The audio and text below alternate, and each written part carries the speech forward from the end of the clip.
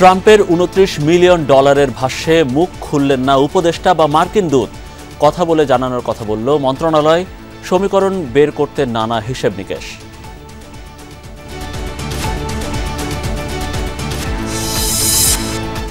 ডিসেম্বরে সংসদ নির্বাচন টার্গেট করে চলছে ইসির প্রস্তুতি। জুনের মধ্যেই ভোটার তালিকা হালনাগাদ শেষ করতে চায় কমিশন। সবাই মিলে চেষ্টা করে জাতিকে সেই 91, 96, 2001-এর মতো একটা ইলেকশন আমরা জাতিকে উপহার দিতে চাই। অন্তর্বর্তী সরকার কিছুটা হলেও সরেছে লক্ষ্য থেকে, মন্তব্য তারেক রহমানের। বললেন সংস্কার কাজে পূর্ণতা দিতে পারে নির্বাচিত সংসদ। অন্তর্বর্তীকালীন সরকার সহ প্রতিটি মানুষের আমাদের মূল লক্ষ্য হওয়া উচিত অবশ্যই দেশকে আগামী দিনে একটি যত দ্রুত সম্ভব একটি স্টেবল স্থিতি অবস্থার কাছে নিয়ে আসা। শিক্ষার্থীদের নতুন দল গঠন নিয়ে তোড়জোড়। আলোচনায় উপদেষ্টা পরিষদ থেকে নাহিদের পদত্যাগ, নীতি চূড়ান্তের পর কর্মপন্থা, বলছেন হাসান। আমরা চাচ্ছি যে আমাদের পরবর্তীতে যে রাজনৈতিক দলটি আসবে সেটি যেন নীতি নির্ভর দল হয়, সেটি যেন কোনো পরিবারতান্ত্রিক কোনো ধরনের শুধু এক নেতা কেন্দ্রিক এই বিষয়গুলো যেন না থাকে। পঙ্গু হাসপাতালে আহতদের চিকিৎসা বন্ধ রাখার নির্দেশ দিয়েছিলেন শেখ হাসিনা। অভিযোগ চিফ প্রসিকিউটরের। শেষ পর্যায়ে সাবেক 3 পুলিশের মামলার তদন্ত। পালিয়ে যাওয়ার আগে একবার হসপিটাল ভিজিটে গিয়েছিলেন এবং সেখানে গিয়ে বলেছেন নো ট্রিটমেন্ট, নো রিলিজ, অর্থাৎ কোনো চিকিৎসা দেবেন না এবং কাউকে এখান থেকে রিলিজ করবেন না যাতে বাইরে যেতে না পারে। এই নির্দেশাবলীর কথা সেখানকার রোগীরা জানিয়েছেন, ডাক্তাররাও জানিয়েছেন। ভুক্তভোগী নারীর জবানিতে রাজশাহীগামী বাসে ডাকাতি, শ্লীলতাহানির বর্ণনা। আইনশৃঙ্খলার অবনতিতে বিভিন্ন স্থানে বিক্ষোভ, মানববন্ধন। ধর্ষকদের বিরুদ্ধে এমন আইন প্রয়োগ করা হোক যে আইনের মাধ্যমে বিশ্বের দরবারে বাংলাদেশ একটা দৃষ্টান্ত হয়ে থাকতে পারবে। এই ধর্ষকদের যদি কোনো সুষ্ঠু বিচার না পায় তাহলে তারা রাস্তায় আবারও দাঁড়াতে বাধ্য হবে। জ্বালানি নিরাপত্তা নিশ্চিতে ব্যর্থ সরকার, অভিযোগ ব্যবসায়ীদের। দাম বাড়ালে শিল্প কারখানায় বিনিয়োগ থমকে যাওয়ার শঙ্কা। আসলে কি 2 ব্যক্তির অজানা প্রতিষ্ঠানের মাধ্যমে বাংলাদেশে $29 মিলিয়ন দিয়েছিল মার্কিন যুক্তরাষ্ট্র? এটিও কি ডোনাল্ড ট্রাম্পের ফিলিস্তিনের গাজায় আবাসন প্রকল্প গড়ার মতো মন যা চাইল তাই বললাম এই ধরনের ভাষ্য? যাই হোক, সহজে কুলকিনারা করা যাচ্ছে না বিষয়টির। কাদেরকে এই টাকা দেওয়া হয়েছে বা ডলার দেওয়া হয়েছে তা নিয়ে মন্তব্য করেননি ভারপ্রাপ্ত মার্কিন রাষ্ট্রদূত। আর বিষয়টি নিয়ে সংশ্লিষ্টদের সাথে কথা বলে গণমাধ্যমকে অবহিত করার কথা বলছে পররাষ্ট্র মন্ত্রণালয়। আমাদের বিশেষ প্রতিনিধি মাহফুজ মিশরের রিপোর্ট।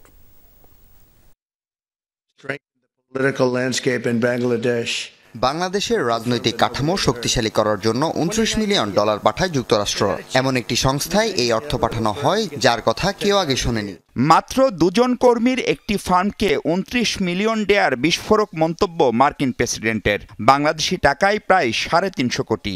বলা হচ্ছে রাজনৈতিক পরিমণ্ডল শক্তিশালী করতে বরাদ্দ এই অর্থ। Strengthening political landscape in Bangladesh বা SPL প্রকল্প বাংলাদেশে বাস্তবায়ন করে মার্কিন সংস্থা ডেমোক্রেসি ইন্টারন্যাশনাল। 7টি বিভাগীয় শহরে 2017 থেকে 2024 সাল পর্যন্ত স্থানীয় বিভিন্ন উন্নয়ন সংস্থার মাধ্যমে এটি বাস্তবায়ন করে তারা। যুক্তরাষ্ট্রের এই অর্থায়ন নিয়ে তুমুল আলোচনার মধ্যে রোববার দুপুরে পররাষ্ট্র মন্ত্রণালয়ে আসেন মার্কিন চার্জ দ্য অ্যাফেয়ার্স। সাক্ষাৎ করেন পররাষ্ট্র সচিবের সাথে, যদিও গণমাধ্যমের সাথে কথা বলতে রাজি হননি তিনি।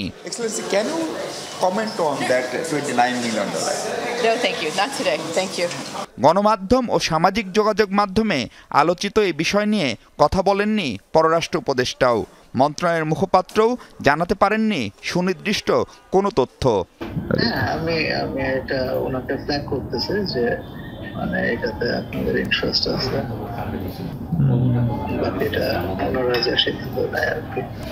ইউএসএআইডির অর্থায়নে দেশে কাজ করত অর্ধশতাধিক উন্নয়ন সংস্থা। অধিকাংশ সময় বাড়িয়ে বলার জন্য খ্যাত ডোনাল্ড ট্রাম্পের অভিযোগের তীর নাম না জানা কোনো প্রতিষ্ঠানের দিকে। ভারতীয় একটি গণমাধ্যম এ নিয়ে কথা বলেছে ঢাকা বিশ্ববিদ্যালয়ের রাষ্ট্রবিজ্ঞান বিভাগের সহযোগী অধ্যাপক আইনুল ইসলামের সাথে। সূত্র, গত 11 সেপ্টেম্বর ফেসবুক পোস্টে এমজিআর, ডিএফটিপি ও সেভ ইউথ এসব প্রতিষ্ঠান ও কর্মসূচিতে 2 বছরে বিভিন্ন বিশ্ববিদ্যালয়ে 5 শতাধিক কর্মসূচি পালনের কথা লিখেন তিনি। এসবের মধ্য দিয়ে 10,000 তরুণের কাছে পৌঁছানোরও দাবি ছিল তার। International foundation for electoral system IFES ও ইউএসএআইডির অর্থায়নে এসব সম্ভব হয়েছে বলে জানান তিনি। এটা এমন না যে এটার মধ্যে ইউএসএআইডির ফান্ডিং আসবে, তবে সরাসরি ইউএসএআইডির সাথে সম্পৃক্ততার কথা অস্বীকার করেন এই অধ্যাপক। ওদের কনসালটেন্ট হয়ে মাঝে মাঝে কিছু কাজ যেটা কস্ট রিইম্বার্সমেন্ট বেসিসে আমরা করে আমরা ওনাদেরকে যখন আমরা ইনভয়েসেসগুলো সাবমিট করি ওটা আমাদেরকে ওনারা পে করে দেয়।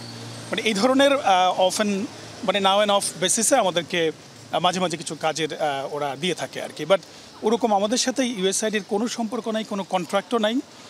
যে প্রজেক্টের কথা বলা হচ্ছে আমার তো মনে হয় যে ইউএস অ্যাডমিনিস্ট্রেশন তারা ভালো করেই বলতে পারে কাদেরকে সেই প্রজেক্ট দিয়েছে, কার কাছে সেই টাকা গিয়েছে, ওদের কাছে সেই তথ্য আছে।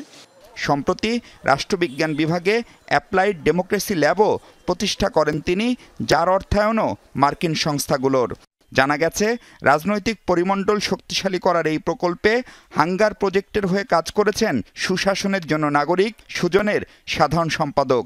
এ নিয়ে কথা বলার চেষ্টা করলেও তাকে পাওয়া যায়নি। অনেকেই অবশ্য ডোনাল্ড ট্রাম্পের মন্তব্যের যথার্থতা নিয়ে প্রশ্ন তুলেছেন, তাই বিষয়টি মার্কিন দপ্তর থেকেই খোলাসা করা উচিত বলেও মত অনেকের। মাহফুজ মিশু, যমুনা নিউজ, ঢাকা। ডিসেম্বরে সংসদ নির্বাচন আয়োজনের লক্ষ্য নিয়ে প্রস্তুতি নিচ্ছে নির্বাচন কমিশন। কক্সবাজারে মতবিনিময় সভায় প্রধান নির্বাচন কমিশনার জানিয়েছেন, প্রস্তুতির অংশ হিসেবে জুনের মধ্যে ভোটার তালিকা হালনাগাদ করা হবে। এদিকে ঢাকায় পৃথক অনুষ্ঠানে আরেক নির্বাচন কমিশনার জানিয়েছেন, তফসিল ঘোষণার ক্ষেত্রে ইসি কারও মুখাপেক্ষী হবে না। ছবিসহ ভোটার তালিকা হালনাগাদ ও ত্রয়োদশ জাতীয় সংসদ নির্বাচন উপলক্ষে কক্সবাজারে মতবিনিময় সভায় অংশ নেন সিইসি। ডিসেম্বরের মধ্যে নির্বাচন আয়োজনের লক্ষ্য নিয়ে কমিশন এগুচ্ছে বলে জানান তিনি। সবাই মিলে চেষ্টা করে জাতিকে সেই 91, 96, 2001-এর মতো একটা ইলেকশন আমরা জাতিকে উপহার দিতে চাই এবং ইনশাআল্লাহ আমরা পারবো। মিনিমাম রিফর্ম ডিসেম্বর 2025, আর যদি বড় ধরনের রিফর্ম করতে হয় তাহলে জুন নেক্সট ইয়ার। নির্বাচনের প্রস্তুতি হিসেবে জুনের মধ্যে ভোটার তালিকা হালনাগাদ শেষ হবে বলে উল্লেখ করে সিইসি জানান, তালিকায় এ পর্যন্ত প্রাপ্ত মৃত ভোটারের সংখ্যা প্রায় 16 লাখ। ভোটার তালিকা যদি ঠিক না হয় তাহলে ভোটটা তো ভালো হবে না। একটা কোয়ালিটি ইলেকশনের জন্য একটা কোয়ালিটি ভোটার তালিকা is a must, is a fundamental requirement. আগামী নির্বাচনের জন্য যে ভোটার লিস্ট পাবো ফাইনালি, যেটা আমরা আমাদের প্ল্যান, এটা জুন নাগাদ পেয়ে পাবো বলে আমাদের একটা ধারণা।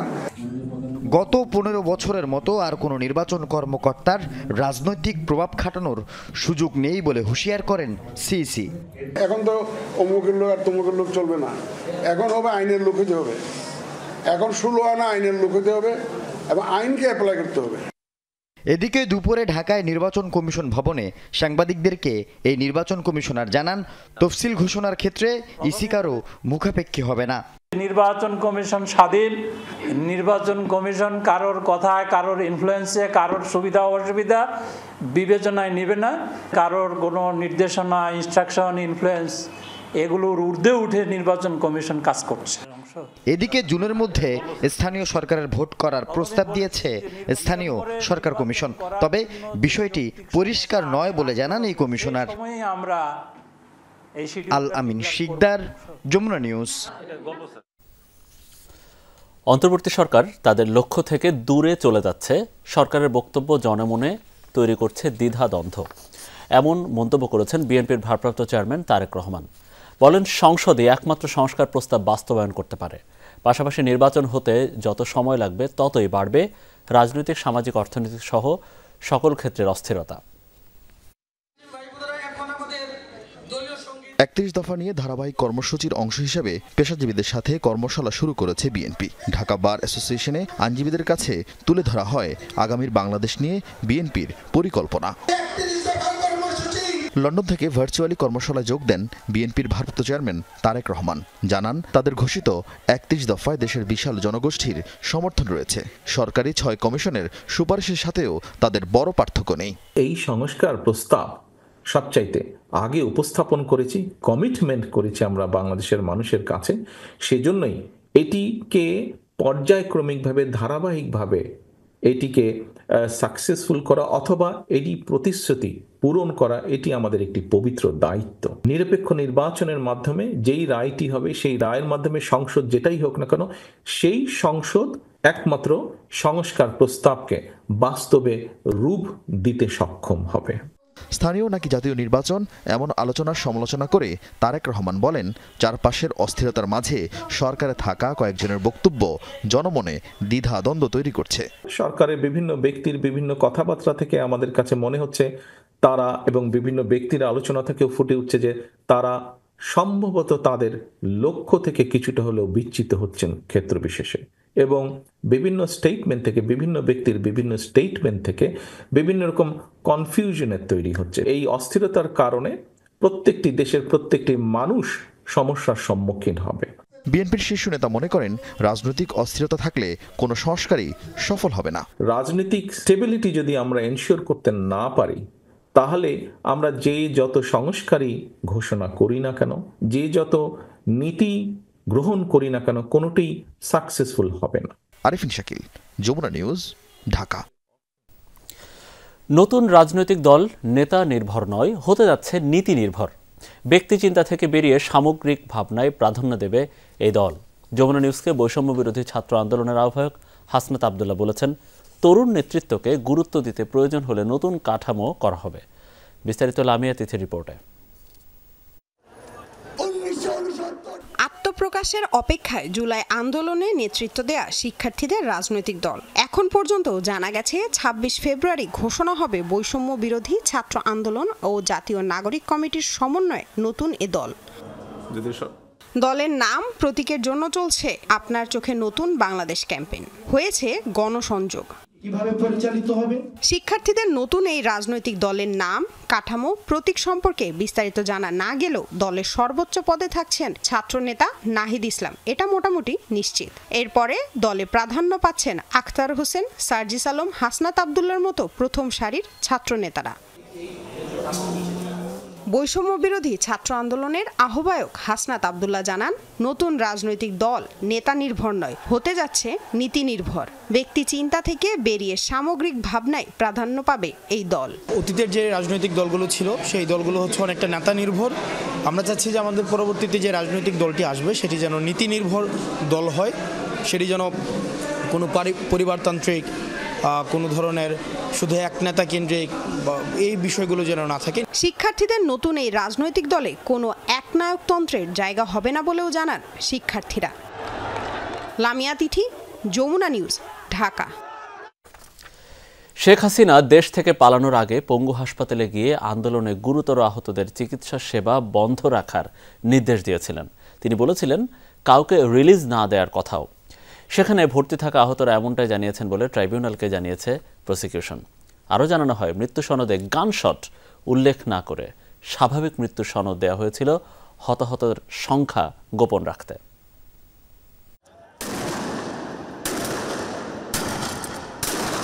জুলাই আগস্টে ছাত্র জনতার আন্দোলনে নির্বিচারে গুলি চালায় আইন শৃঙ্খলা রক্ষাকারী বাহিনী, সাথে আওয়ামী লীগ ও অঙ্গ সংগঠনের নেতাকর্মীরা। তৎকালীন সরকার প্রধান শেখ হাসিনার নির্দেশেই চলে সে গণহত্যা। এরই মধ্যে জাতিসংঘের মানবাধিকার রিপোর্টেও প্রকাশ হয়েছে তা।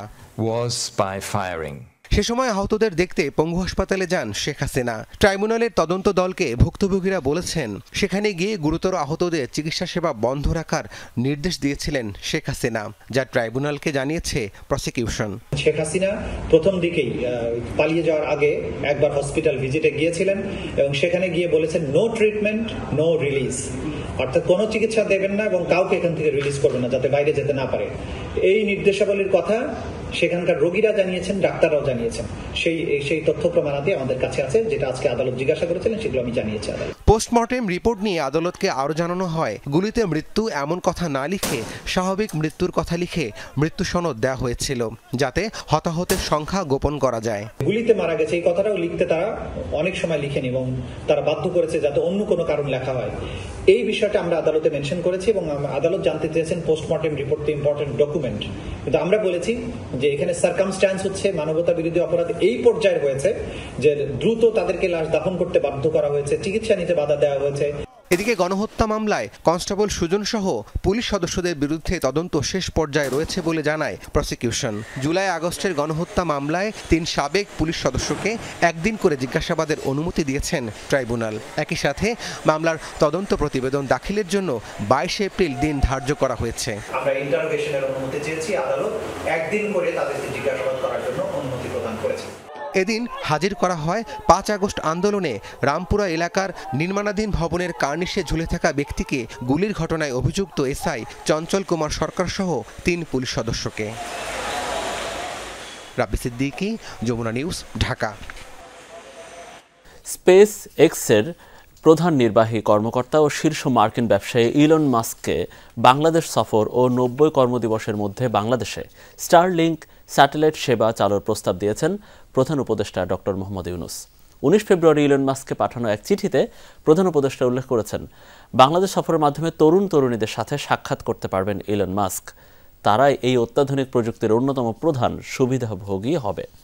চিঠিতে প্রধান উপদেষ্টা আরও বলেন, বাংলাদেশের অবকাঠামোতে স্টারলিংকের সংযোগ অন্তর্ভুক্ত করা একটি বৈপ্লবিক পরিবর্তন আনবে। এর আগে 13 ফেব্রুয়ারি ইলন মাস্কের সাথে দীর্ঘ টেলিফোন আলাপ করেন প্রধান উপদেষ্টা। সে সময় তারা ভবিষ্যৎ সহযোগিতার বিষয় নিয়ে আলোচনা করেন এবং বাংলাদেশে স্টারলিংক স্যাটেলাইট ইন্টারনেট পরিষেবা চালুর অগ্রগতি নিয়ে কথা বলেন। ঢাকা রাজশাহী রুটের ইউনিক রোড রয়্যালস বাসে সেই দুর্ধর্ষ ডাকাতির ভয়াবহ অভিজ্ঞতা জানালেন ভুক্তভোগী এক নারী যাত্রী। তার দাবি, ডাকাত দলের 9 জনে ছিলেও কেতাদুরস্ত পোশাকে। 2 জন পরস্পরকে নাম ধরে ডেকেছিল। একজনের নাম শ্যামল, যার পরনে ছিল নীল ব্লেজার। 3 জনের হাতে ছিল পিস্তল। তার দাবি, সেই রাতে বাসের প্রতিটি নারীর শ্লীলতাহানি করা হয়। একজন নারী হন ধর্ষণের শিকার। বাড়িতে গিয়ে সেই নারীকে অবশ্য পাওয়া যায়নি। চোখে মুখে এখনো ভয়ের ছাপ, ক্যামেরার মুখোমুখি হতেও আপত্তি তার। অবশেষে নাম পরিচয় গোপন রাখার শর্তে মুখ খোলেন ঢাকা রাজশাহী রুটের দুর্ধর্ষ বাস ডাকাতির শিকার এই যাত্রী। পিস্তল 3 জনের কাছে ছিল। আচ্ছা, আর বাকি সবার কাছে চাকু সবার কাছে। একজনের নাম শ্যামল বলে ডাকছিল, আর আরেকটার কি জানি নাম, সেই সময় মনে নাই।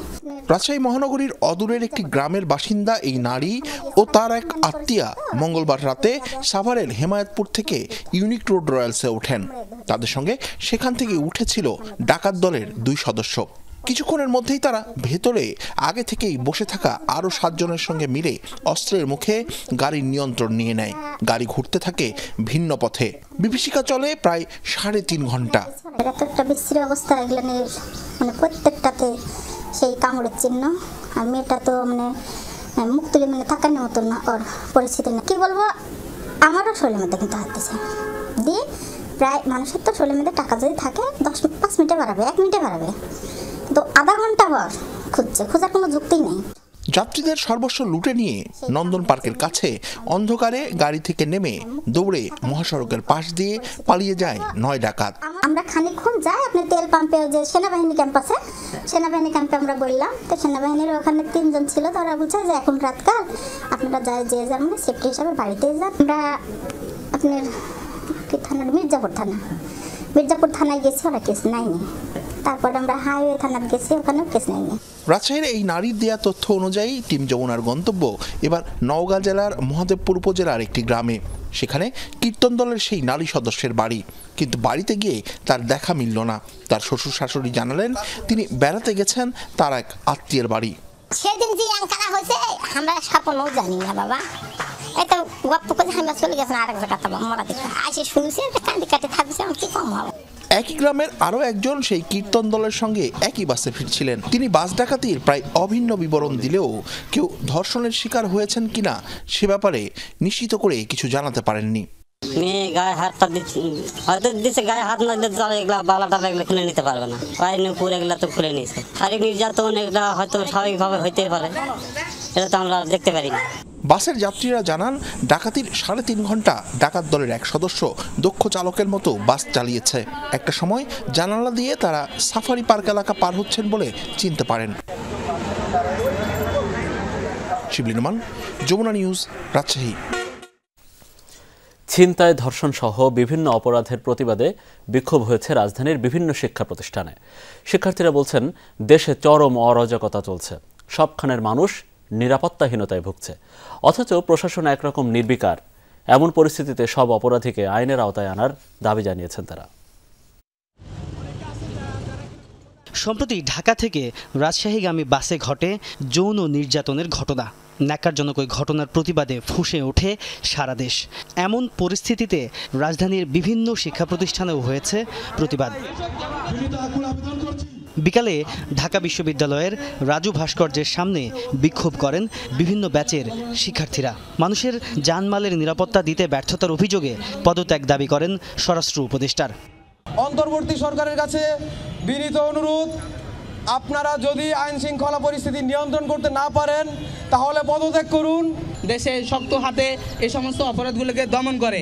আমরা যেহেতু তাদেরকে বসিয়েছি, আমরা আস্থার জায়গায় রেখে তাদেরকে বসিয়েছি, সুতরাং যে কোনো কঠোর ভূমিকা নিলে আমরা তাদের পাশে সর্বদাই থাকব। দুপুরে বিক্ষোভ হয় সরকারি তিতুমির কলেজেও। ক্যাম্পাসের ভেতরে একটি মিছিল করে প্রধান ফটকে অবস্থান নেন তারা। বিচার দাবি করা হয় সাম্প্রতিক ধর্ষণের ঘটনাগুলোর। বাংলায় কোনো প্রকার ধর্ষণ, রাহাজানি না হয়, কোনো লুটতরাজ না হয়, তার প্রতিবাদে আমরা এই প্রতিবাদ মিছিল নিয়ে দাঁড়িয়েছি। ধর্ষণ, চাঁদাবাজি, ছিনতাই এবং সকল ধরনের অরাজক পরিস্থিতি যেন শক্ত হাতে জিরো টলারেন্স করে এই বর্তমান অন্তর্বর্তীকালীন সরকার। বর্তমানে আইন শৃঙ্খলা পরিস্থিতি আগের চেয়েও খারাপ বলে দাবি করা হয় ইডেন কলেজের বিক্ষোভ সমাবেশে। আপনারা তো আমাদের নিরাপত্তা দেওয়ার জন্যই বসে আছেন, আপনারা তো চেয়ারটা দখল করে এই জন্যই আছেন, তাহলে কাজের বেলায় তো 0% দেখতেছেন। এই ধর্ষকদের যদি কোনো সুষ্ঠু বিচার না পায় তাহলে তারা রাস্তায় আবারও দাঁড়াতে বাধ্য হবে। বিক্ষোভ হয়েছে ব্র্যাক ইউনিভার্সিটিতে। দেশ জুড়ে ছিনতাই আর ধর্ষণের ঘটনা প্রকট আকার ধারণ করেছে বলে মন্তব্য করেন শিক্ষার্থীরা। বাড়তে থাকা এসব নৈরাজ্যে জড়িতদের প্রকাশ্যে বিচারের দাবি জানান তারা। ধর্ষকদের বিরুদ্ধে এমন আইন প্রয়োগ করা হোক যে আইনের মাধ্যমে বিশ্বের দরবারে বাংলাদেশ একটা দৃষ্টান্ত হয়ে থাকতে পারবে যে ধর্ষকদের বিরুদ্ধে আমরা কতটা সোচ্চার হতে পারি। আমরা যদি এর কোনো কর্মসূচি যদি আমরা না দেখি, কোনো প্রোগ্রেস যদি আমরা না দেখি, আমরা আবার রাজপথে নামবো। ধর্ষকদের সর্বোচ্চ শাস্তি নিশ্চিত করার দাবিতে মানববন্ধন করেছেন ইউনিভার্সিটি অব লিবারেল আর্টস ইউল্যাবের শিক্ষার্থীরা। বলেন, এরকম চলতে থাকলে 5 আগস্টের মতো শিক্ষার্থীরাই প্রতিহত করবে। আইনগতভাবে যদি খুব দ্রুতই কঠিন থেকে কঠিনতর সাজা বাস্তবায়ন না করা হয়, আমরা শিক্ষার্থীরা হয়তোবা আইন নিজের হাতে তুলে নিতে পারি। আমাদের রক্তের উপর আপনাকে বসাইছি, সেইখানে দাঁড়ায় আমরা যদি আমাদের খুনের, আমরা যদি আমাদের ধর্ষণের বিচার না পাই, তাহলে আপনি এই পথ থেকে সরে দাঁড়ান। এছাড়াও বিক্ষোভ হয়েছে জগন্নাথ বিশ্ববিদ্যালয় সহ ধানমন্ডি ও মোহাম্মদপুরের বিভিন্ন শিক্ষা প্রতিষ্ঠানে। তাজনুর ইসলাম, যমুনা নিউজ, ঢাকা। বাংলাদেশ পুলিশ একাডেমির প্রশিক্ষণ পর্বে উত্তীর্ণ হতে ব্যর্থ হয় প্রশিক্ষণরত 6 শিক্ষানবিশ সহকারী পুলিশ সুপারকে অব্যাহতি দেওয়া হয়েছে বলে জানিয়েছেন স্বরাষ্ট্র উপদেষ্টা অবসরপ্রাপ্ত লেফটেন্যান্ট জেনারেল জাহাঙ্গীর আলম চৌধুরী। রোববার রাজশাহীতে সাংবাদিকদের প্রশ্নের জবাবে তিনি একথা জানান। চলমান আইন শৃঙ্খলা পরিস্থিতি নিয়ে উদ্বিগ্ন না হওয়ার পরামর্শ দিয়ে উপদেষ্টা বলেন, এ নিয়ে সরকার সার্বিকভাবে তৎপর আছে। এর আগে রাজশাহীর সারদায় একাডেমিতে 40তম বিসিএস পুলিশ ব্যাচের সমাপনী কুচকাওয়াজে অংশ নিয়ে তিনি পুলিশকে দলদাস না হবার আহ্বান জানান। রোববার সারদায় বাংলাদেশ পুলিশ একাডেমিতে 40তম বিসিএস সহকারী পুলিশ সুপারদের প্রশিক্ষণ সমাপনী কুচকাওয়াজে প্রধান অতিথি ছিলেন স্বরাষ্ট্র উপদেষ্টা। এই ব্যাচে মোট 66 জন প্রশিক্ষণ গ্রহণ করলেও গত 20 ফেব্রুয়ারি তাদের মধ্য থেকে 6 জনকে অব্যাহতি দেওয়া হয়। সাংবাদিকরা এ নিয়েই প্রশ্ন করলে জবাব দেন উপদেষ্টা। না, আমার দপ্তর হলো, আমার এক কলিগ যদি বলে থাকে ওইটার উপরে তো আমি আমার আর কোনো কমেন্ট করার, ওটা হলো প্রশিক্ষণে যারা ভালো করবে তারা উত্তীর্ণ হয়ে যাবে, আর প্রশিক্ষণে যদি ভালো না করে উত্তীর্ণ না হতে পারলে তো হবে না। দেশের চলমান আইন শৃঙ্খলা পরিস্থিতির অবনতি নিয়ে সাংবাদিকদের অন্য এক প্রশ্নের জবাবে উপদেষ্টা দাবি করেন, কিছু বিচ্ছিন্ন ঘটনা ঘটলেও সার্বিকভাবে আইন শৃঙ্খলা পরিস্থিতি নিয়ে উদ্বেগের কিছু নেই। যাদের কাজের অবহেলা ছিল তাদের কিন্তু আমরা অ্যাটাচ করছি এবং তাদের আমরা আইনের আওতায় নিয়ে আসছি। আর এই যে যেটা বললেন যে এরকম দুই একটা ঘটনা কিন্তু সব সময় ঘটতেছে এবং আগেও ঘটছে, ভবিষ্যতে যেন না ঘটে এই জন্য আমরা চেষ্টা করে যাচ্ছি। এর আগে কুচকাওয়াজ পরিদর্শন শেষে পুলিশ সদস্যদের উদ্দেশ্যে ভাষণে তাদেরকে দলদাস না হওয়ার আহ্বান জানান স্বরাষ্ট্র উপদেষ্টা।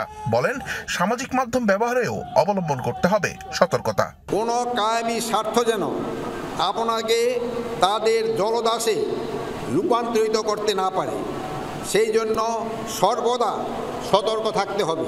শিবলি নোমান, যমুনা নিউজ, রাজশাহী। ক্যাম্পাসে ছাত্র রাজনীতি বন্ধ ও ভিসি প্রভিসির পদত্যাগ সহ 6 দফা দাবি নিয়ে ঢাকায় কর্মসূচি পালন করেছে খুলনা প্রকৌশল ও প্রযুক্তি বিশ্ববিদ্যালয়ে কুয়েট শিক্ষার্থীরা। দুপুরে প্রধান উপদেষ্টার কার্যালয়ে স্মারকলিপিও দিয়েছে তারা। দাবি আদায় না হওয়া পর্যন্ত ক্লাস পরীক্ষা বর্জনের ঘোষণা দেন। তবে কুয়েটের উপাচার্য জানিয়েছেন, শিক্ষার্থীদের প্রায় সব দাবি মেনে নেওয়া হয়েছে। এখন হামলার সাথে জড়িতদের গ্রেফতারের বিষয়টি পুলিশের হাতে। 18 ফেব্রুয়ারি কুয়েট ক্যাম্পাস পরিণত হয় রণক্ষেত্রে। মূলত ক্যাম্পাসে ছাত্র রাজনীতি নিষিদ্ধ হলেও ছাত্র দলের সদস্য ফরম বিতরণ নিয়েই ঘটনার সূত্রপাত। এতে শিক্ষার্থীদের সাথে ছাত্র দল ও যুবদল নেতাকর্মীদের ব্যাপক সংঘর্ষে আহত হয় শতাধিক শিক্ষার্থী। এ নিয়ে পাল্টাপাল্টি অভিযোগ চলছে ছাত্রদল ও শিবিরের মধ্যে।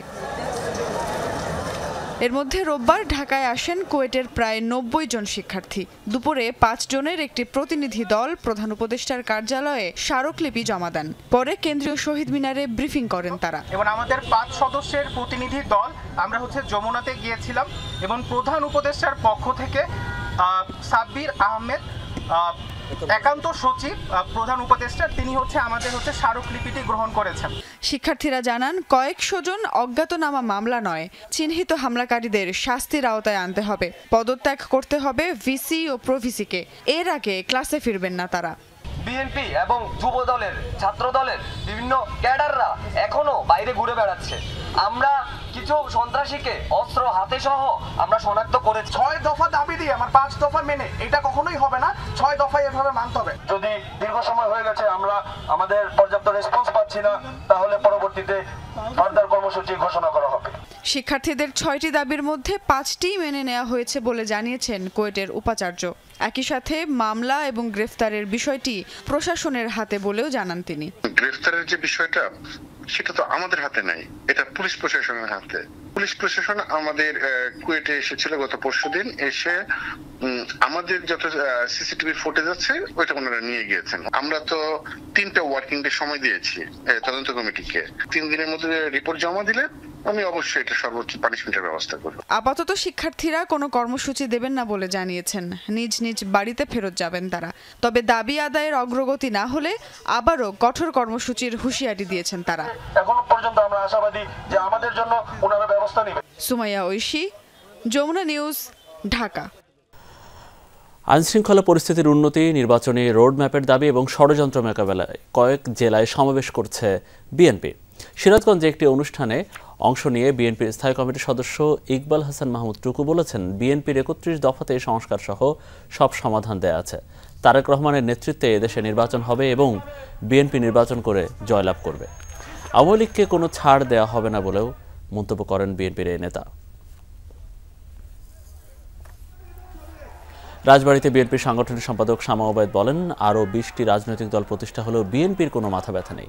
তবে পতিত সরকারের কোনো দোসর যদি ছদ্মবেশে সে রাজনৈতিক দলে প্রবেশ করে তাহলে দেশের মানুষ তাদের ছাড়বে না।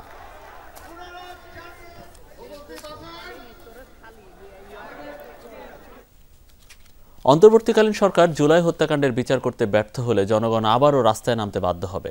সেক্ষেত্রে দেশে গৃহযুদ্ধ শুরু হতে পারে বলে আশঙ্কা জাতীয় নাগরিক কমিটির আহ্বায়ক নাসির উদ্দিন পাটোয়ারির। বিকেলে জাতীয় প্রেস ক্লাবে জাতিসংঘের ফ্যাক্ট ফাইন্ডিং প্রতিবেদন জুলাই হত্যাকাণ্ডের ব্যবচ্ছেদ, দায় ও বিচার শীর্ষক আলোচনায় তিনি কথা বলেন। এ সময় জুলাই হত্যাকাণ্ডের বিচার প্রক্রিয়া নিয়ে বিভিন্ন সংস্থার অসহযোগিতা ও ধীরগতির অভিযোগ করেন নাসির উদ্দিন পাটোয়ারি। আলোচনায় অন্য বক্তারা বলেন, জুলাই হত্যাকাণ্ড নিয়ে জাতিসংঘের প্রতিবেদন খুবই গুরুত্বপূর্ণ, তবে এই অপরাধের বিচারের জন্য প্রতিবেদনটি অকাট্য প্রমাণ নয়। জুলাই হত্যাকাণ্ডের বিচারে আন্তর্জাতিক অপরাধ আদালতে যাওয়ার পরামর্শ দেন বক্তারা।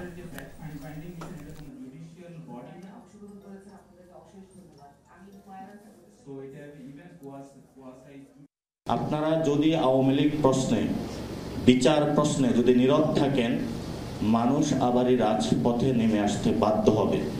আপনাদেরকে অনেক আশা আকাঙ্ক্ষা নিয়ে বাংলাদেশের মানুষ সরকারে বসিয়েছে, কিন্তু আপনারা যদি মনে করেন ওই সচিবালয় বা আপনাদের প্লেসগুলো কোনো লাক্সারি স্যুট বা হোটেল রুম মনে করেন, তাহলে মানুষের সামনে ভুল করবেন। ভ্যাটের হার এক অঙ্কে নামিয়ে আনার পক্ষে এনবিআর চেয়ারম্যান আব্দুর রহমান খান। এটি কার্যকর হলে মানুষের ভ্যাট ফাঁকি দেওয়ার প্রবণতা কমবে বলে মনে করেন তিনি জানান, এখন যেভাবে মূল্য সংযোজন কর বা ভ্যাট আদায় হয় তা খুব একটা কার্যকর না। দুপুরে newspaper owners association of Bangladesh নওয়াবের সাথে প্রাক বাজেট বৈঠকে তিনি মন্তব্য করেন। আমি বরাবরই সিঙ্গেল রেটের ভ্যাটের পক্ষে, not as a chairman of revenue board, আমি বাংলাদেশের একজন নাগরিক হিসেবে এটা যদি হয় তাহলে কিন্তু ভ্যাটের অ্যাডমিনিস্ট্রেশনটা আরো এফিশিয়েন্ট হবে এবং ব্যাপক হবে এবং প্রত্যেকে একজন থেকে ক্রেডিট নেওয়ার জন্য প্রত্যেকে ইনভয়েস দেবে। গত 16 বছর আমরা সংবাদপত্র হিসাবে, নিউজ পেপার হিসাবে কোনো রকম সহযোগিতা, সাহায্য পেতাম না, এমনকি কোনো ধরনের বৈঠক আমাদের সঙ্গে হতো না। এটা এক পেশে সিদ্ধান্ত সরকার দিতেন। বাজেট আলোচনাতে আমরা আসতাম, কিন্তু আমরা জেনে আসতাম যে কিছু হবে না। বর্তমান সরকার শিল্পের জ্বালানি নিরাপত্তা নিশ্চিতে ব্যর্থ হয়েছে এমন অভিযোগ করেছেন ব্যবসায়ীরা। উৎপাদনশীল খাতের জ্বালানি নিরাপত্তা দ্রুত নিশ্চিত করা না হলে কারখানা বন্ধেরও হুঁশিয়ারি দিয়েছেন তারা। সকালে রাজধানীতে আয়োজিত এক সেমিনারে তারা এসব কথা বলেন। শিল্পের স্বার্থে শিগগিরই সময়োপযোগী জ্বালানি নীতি প্রণয়নের পরামর্শ দিয়েছেন এনার্জি রেগুলেটরি কমিশনের চেয়ারম্যান। নতুন করে গ্যাসের দাম বৃদ্ধি করা হলে এর মারাত্মক নেতিবাচক প্রভাব পড়বে শিল্পে। প্রতিযোগিতার সক্ষমতা হারাবে স্থানীয় শিল্প, ক্ষতিগ্রস্ত হবে কর্মসংস্থান। গবেষণা প্রতিষ্ঠান পলিসি এক্সচেঞ্জ অব বাংলাদেশ এবং ইআরএফ আয়োজিত সেমিনারে বক্তারা এসব মতামত তুলে ধরেন। গ্যাস ও জ্বালানির দাম বৃদ্ধির পায়তারা চলছে এমন অভিযোগ করে ব্যবসায়ীরা বলেন, গেল সরকারের ভুল জ্বালানি নীতির কারণে 40% কারখানা জেনারেটর নির্ভর হয়ে পড়েছে। এর উপর দাম বাড়ানো হলে অনেক কারখানা বন্ধই হয়ে যাবে। এখন পর্যন্ত কিন্তু এই সরকার, ইন্টারিম গভর্নমেন্ট আমাকে কিন্তু সেফটি সিকিউরিটি দিতে পারে নাই।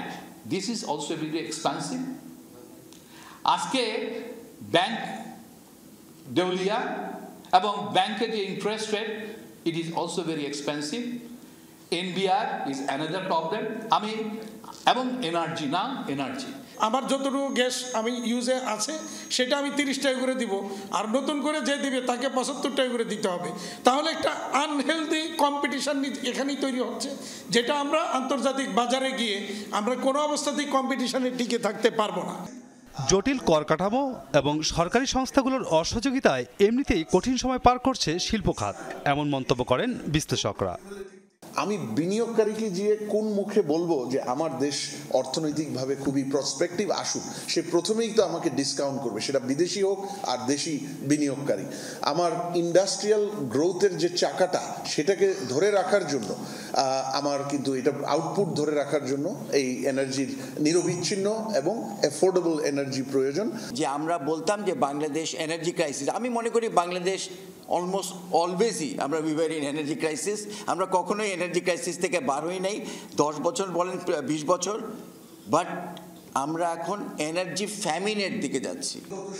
ব্যবসায়ীদের অভিযোগের জবাবে বাংলাদেশ এনার্জি রেগুলেটরি কমিশনের চেয়ারম্যান আশ্বাস দেন যৌক্তিক দাবি বিবেচনার। ভোলার গ্যাস ঢাকায় আনা হলে আগামী 3 বছর জ্বালানি সংকট কিছুটা সামাল দেওয়া যাবে বলে মনে করেন তিনি।